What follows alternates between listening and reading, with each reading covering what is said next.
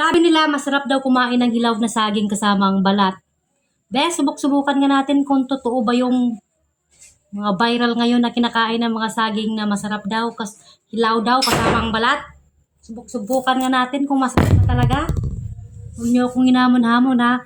Pag kayo nagsinungaling na hindi ito masarap, lagot kayo sa akin. At itong sasawa natin ha. Sige nga, subukan natin kung masarap ba talaga to. Ayan, gawa pa yan ng asawa ko.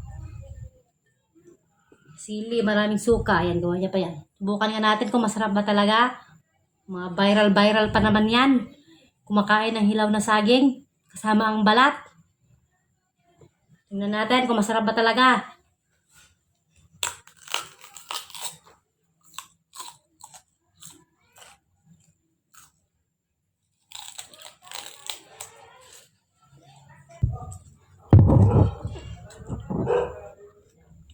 Nakaya mo yun?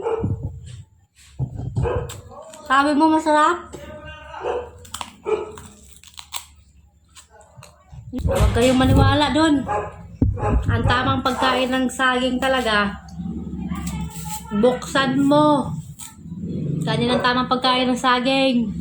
Huwag sama ang balat dahil alam mo yung ano kasi Tagalog yun, basta mas masarap yung hindi kinakain ng balat. Papabayal ka lang eh.